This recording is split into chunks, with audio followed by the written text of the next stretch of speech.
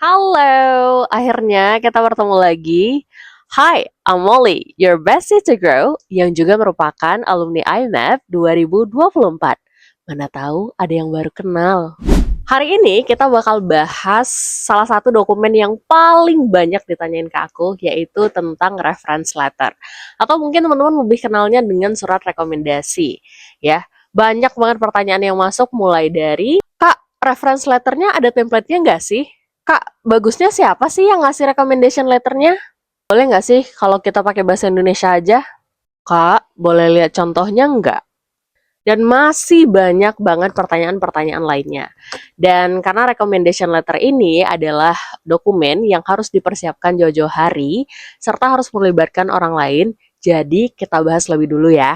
Kan nggak mungkin ya kalau misalnya teman-teman butuh recommendation letter langsung berkabar ke dosennya atau ke atasannya kayak, Pak, Bu, mohon saya mau minta nih recommendation letternya buat program IMAP 2026, boleh diselesaikan besok nggak ya? Kan agak nggak mungkin ya, kecuali teman-teman udah sebesti itu dengan orang yang akan memberikan recommendation letternya. Jadi untuk hari ini kita bakal bahas secara detail dan bahkan nanti di akhir aku juga akan memberikan contoh recommendation letter yang aku pakai ketika aku mendaftar program IMAP di tahun 2024. Mana tahu bisa jadi referensi teman-teman nantinya. Jadi simak betul-betul ya videonya sampai akhir.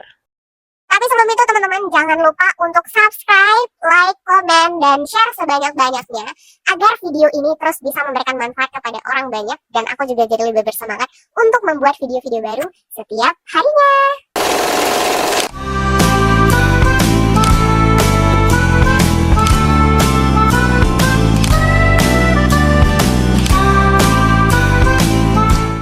Harapannya video hari ini tidak hanya memberikan teman-teman insight untuk memahami tentang recommendation letter atau reference letter untuk program IMAP saja.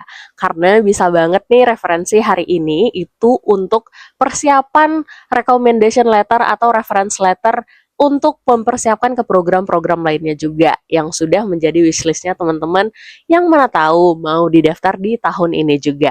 Berbeda dengan CV dan esai yang kita tulis sendiri, reference letter itu memberikan referensi atau perspektif dari orang ketiga terkait dengan karakter dan juga kemampuan kandidat. Nah, biasanya pihak penyeleksi itu ingin mengetahui terkait dengan bagaimana sih kemampuan kepemimpinan dari kandidat ini, atau apakah benar kalau kandidat ini seaktif itu, atau bahkan kira-kira apakah kandidat ini sesuai tidak dengan apa yang dicari dari program ini. Surat referensi yang kuat biasanya berisi contoh nyata, pengalaman langsung, dan juga pencapaian spesifik. Bukan hanya pujian yang umum seperti baik, keren, rajin. Jadi yang diperlukan itu bukan omong-omong belaka, tapi hasil kerja nyata. Dan itu dideskripsikan langsung oleh orang yang memberikan surat rekomendasi tersebut.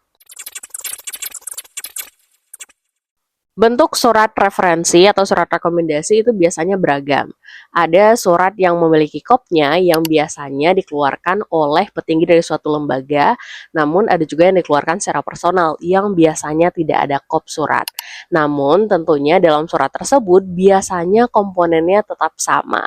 Jadi apa aja komponennya? Yuk kita bahas.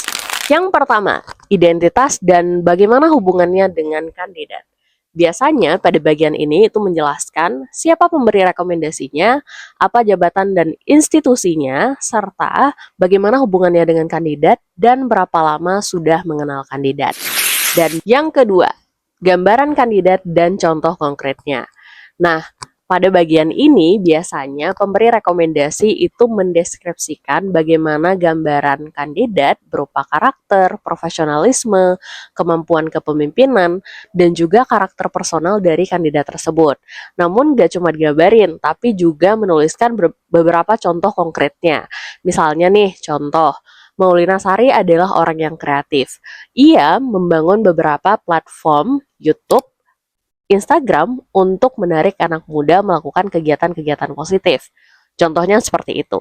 Nanti contoh konkretnya kita lihat di akhir ya. Seperti yang ketiga.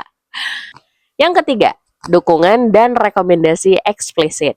Nah, pada bagian ini biasanya pemberi rekomendasi itu menuliskan secara eksplisit dukungan dan juga rekomendasinya untuk kandidat bisa terpilih dalam program ini. Contohnya nih, dengan berbagai kekuatan dan potensi yang dimiliki oleh Molly, maka saya merekomendasikan Molly untuk bisa berpartisipasi di dalam program ini, karena Molly merupakan aset bagi yayasan kami. Contohnya seperti itu. Yang keempat, penutup dan kontak. Nah, biasanya di bagian akhir ini, pemberi rekomendasi itu memberikan kontak berupa nomor HP atau email yang bisa dihubungi oleh panitia atau penyelenggara jika seandainya ada yang ingin diverifikasi. Dan di bagian akhir juga itu disertakan nama lengkap, kemudian jabatan, instansi, dan juga disertakan dengan tanda tangan. Nah, tanda tangan dan juga kontak yang diberikan itu memberikan gambaran keaslian dari rekomendasi yang diberikan atau yang disubmit kepada penyelenggara. Nah, secara ringkasnya, teman-teman bisa melihat formulanya seperti ini. Nah, ini menggunakan point of view dari pemberi rekomendasi ya. Itu berisi siapa saya, bagaimana saya mengenal kandidat, dan apa saja keunggulannya, apa bukti konkretnya, potensi di masa depan, serta mengapa saya merekomendasikannya. Siapa sih yang harus memberikan rekomendasi itu? Pemberi rekomendasi itu bisa siapapun, bisa atasan kamu, dosen kamu, atau ketua organisasi tempat kamu berkegiatan. Yang paling penting adalah dia orang yang bisa menjelaskan diri kamu dengan baik, serta memberikan contoh yang konkret. Jadi, sehingga gambarannya itu bisa menggambarkan dirimu yang seutuhnya. Tapi aku punya personal tips nih untuk teman-teman yang mengikuti IMAT. Tapi disclaimer, ini bukan tips yang akan menjanjikan bahwa ini memberikan surat rekomendasi terbaik, tapi ini berdasarkan pengalaman pribadiku ketika mendaftar program IMAP di 2024, 2 tahun yang lalu. Jadi, boleh diikutin, boleh tidak. Yang pertama, pastikan salah satu dari surat rekomendasi yang kamu akan minta itu akan mendukung apa yang kamu tuliskan di esai. Nah, contohnya seperti ini.